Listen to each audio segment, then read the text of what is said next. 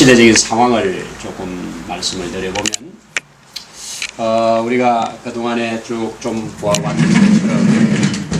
것처럼 하나님께서 아브라함을 택하시고 불러내서 한 나라 한 민족을 만들어 이 세상 가운데 샘플로 삼으시겠다 하는 것이 하나님 계획이었잖아요. 그렇게 만들어서 이제 이쯤에서 민족을 크게 만들었죠. 애굽에 집어넣어서 크게 만들어서 이제 가나안이라는 땅도 주었잖아요. 땅도 주어서 이제 내가 왕이다 이제 하면서 그들을 법도 주고 땅도 주고 민족도 주고 다 줬어요. 그런데 하나님이 하나님의 왕됨을 거절하고 사람의 왕을 세웠죠. 이것 때문에 하나님 노하셨잖아요. 노했지만 한번 해보라고 해줬잖아요. 그래서 첫 번째 왕 사울을 하나님이 폐하셨어요. 왜? 내가 왕이라고 주장을 하니까. 하나님이 왕임을 주장해야 되는데 하나님 시킨 대로 안 하고 자꾸 내가 왕이라고 그러니까 너는 안 된다 했는데 기가 막힌 모델 하나를 하나님이 또 세우셨으니 다윗이에요. 다윗은 매사에 내가 왕이 아니라 하나님 왕을 고백합니다. 그래서 성경에 가장 많은 부분, 가장 다양하게, 가장 넓은 부분에 그리고 우리 그리스도인들이 모두가 바라고 원하는 천국 열쇠를 다윗 열쇠로 표현했어요. 그리고 이 땅에 이루어질 하나님의 나라를 다윗 왕국으로 표현했어요. 이렇게 다윗은 하나님의 마음에 합한 사람이다. 참 모델이었다. 그런데 이 모델을 따라가면 좋은데 이 모델을 그 아들이 못 따라가지요. 그 아들 3대 왕이 못 따라가고 결국 하나님의 왕됐음을 인정 못하고 스스로 왕이 되잖아요. 스스로 왕이 돼가지고 수많은 후궁들을 거느리고 당시의 성경대로 하면 1000명이잖아요. 1000명의 후궁들을 거느리고 그들이 가지고 온갖 우상을 가지고 이 이스라엘 나라 하나님 나라를 완전히 쑥대밭으로 만드니까 이래서는 안 되겠다 해서 나라를 갈라버리죠. 그래서 위쪽을 이때부터 이제 나라가 두 나라가 되면서 드디어 이 우쪽에서 이스라엘 나라를 가져가 버렸죠. 그렇죠. 여기가 10지파 반이잖아요. 11지파 반. 그렇죠. 여기는 한 지파 반이니까 11지파 반, 한 지파 반. 그래서 12지파잖아요. 그러니까 위에가 다 가져가 버렸으니까 이걸 이스라엘 나라로 썼지요. 아래는 어쩔 수 없이 유다 지파가 중심이 되니까. 왜? 베냐민 지파 반지파가 있지만 므낫세 반지파가 있지만 유다 지파가 중심으로 되니까 유다 지파가 받은 땅과 유다 지파가 중심이 되니까 남쪽을 할 수 없이 유다 나라를 출현시키죠. 이름이 두 개로 나누어서 유다 나라가 출현됩니다. 이 유다 나라가 출현되는데 우쪽은 쭉 가다가 완전히 망하는데 언제만 요때 갈라진 때를 우리는 마이너스 931년으로 봅니다. 마이너스 931년이니까 우리나라 같으면 이때가 언제입니까? BC 931년 이 정도면 우리나라 같으면은 아직까지 단군을 안 벗어났을 때입니다. 단군이 그 2000년 가까이 지나가니까요. 단군이 혼자 2000년 사는 게 아니고요.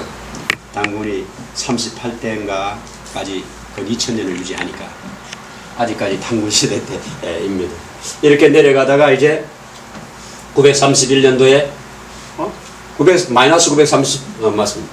931년도 BC 931년도 내려가다가 언제 여기에 이 나라는 쭉 가다가 722년에 문을 닫습니다. 19명의 왕이 나타납니다. 이 앞에 그 빼고 갈라진 왕들 중에 19명의 왕이 나타나는데 이 19명의 왕 중에서 9대 이 9 왕조가 일어납니다. 왕조가 9개라는 얘기예요. 우리나라 조선은 그래도 이씨왕조 하나가 유지하잖아요. 근데 여기는 왕조가 계속 바뀌어요. 그 중에 왕조가 크게 활동했던 큰 왕조가 영향력을 미친 왕조가 오므리 왕조, 오므리의 아들 아합. 이 오므리 왕조를 무너뜨린 사람이 에후 왕조. 아주 크게 활동하다가 그 이후에 새로운 사람들이 일어나면서 마지막 이제 호세아라고 하는 사람이 왕이 되고 선지자 말고 호세아라는 왕이 되면서 여기가 문을 닫습니다. 누구한테 망하느냐? 누구한테 망하느냐? 이쪽에 지금 이스라엘이 기타를 잡고 있는데 이 우쪽에 아수르에게 침범을 당해서 또 나눠져 버립니다. 망해버려요. 아수르한테 먹혀버려요. 그러니까 아수르가 완전히 이제 주변을 암몬도 먹고 모압도 먹고 북이스라엘도 먹고 주변을 다 청소했을 때 이때 청소했을 때 아래쪽의 왕이 누구냐? 오늘 얘기하는 히스기야예요. 주변 정치 상황이 지금 그렇게 돌아간단 말이에요.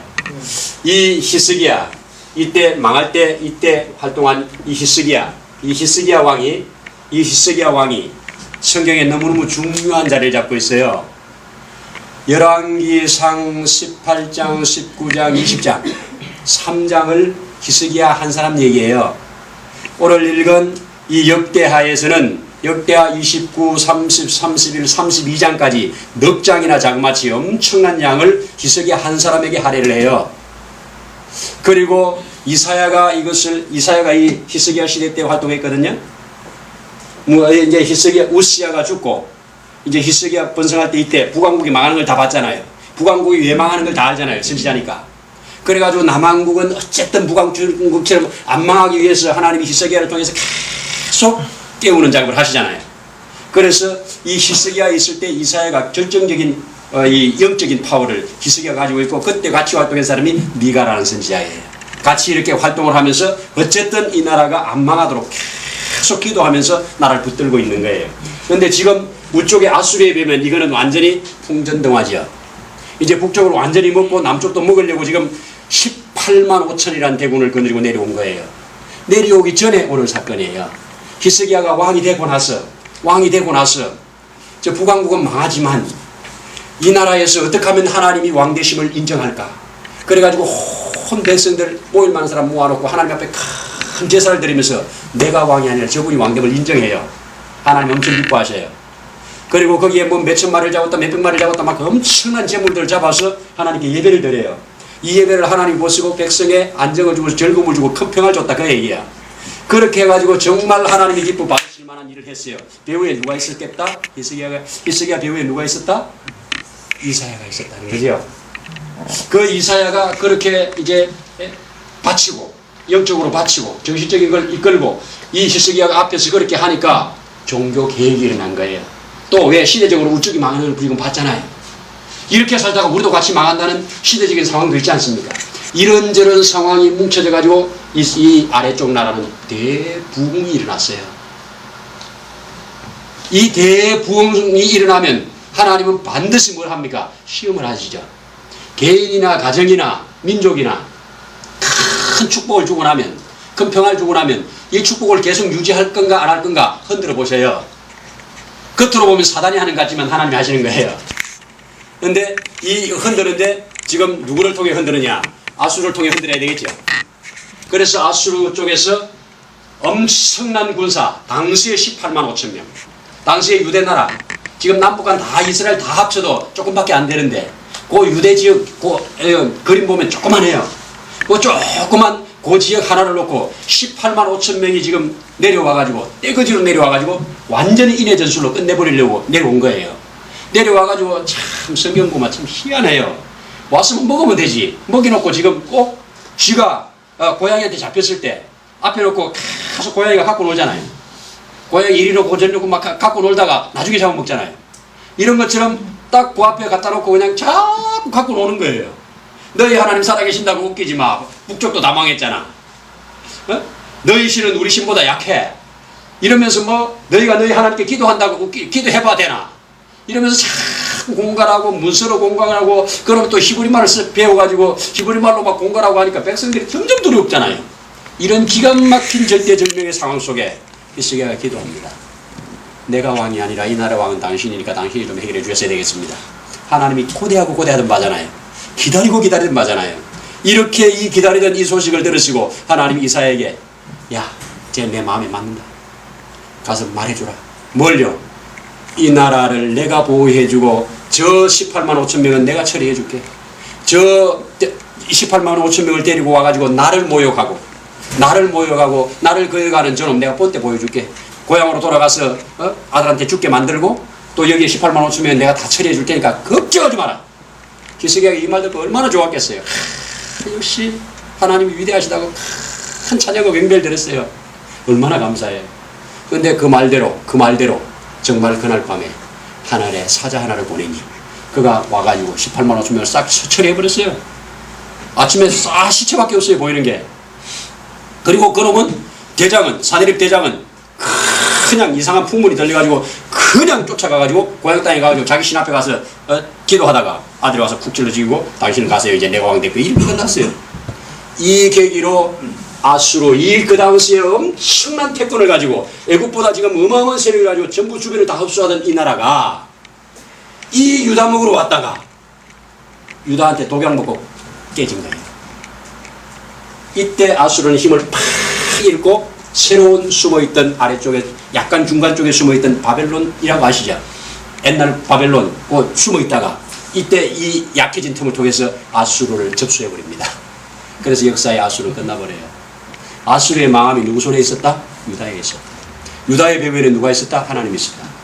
여러분 북한의 망함이 하나님의 손에 있음을 믿어야 돼요. 하나님이 북한을 망해도 남한의 손을 통해서 한다 이런 거 믿어야 돼요. 그리스도인들은 시대적인 사명이 그렇죠? 세계 경영을 하나님이 하시는 거 믿으시잖아요. 그렇죠? 그렇게 우리는 믿어야 돼요. 이 아수르가 그 당시에 이렇게 어마어마하게 큰 세력을 가지고 있어도 하나님이 한번 하니까 10편 2편에 하나님이 콧김으로 세상이 흔들린다고 그러잖아요.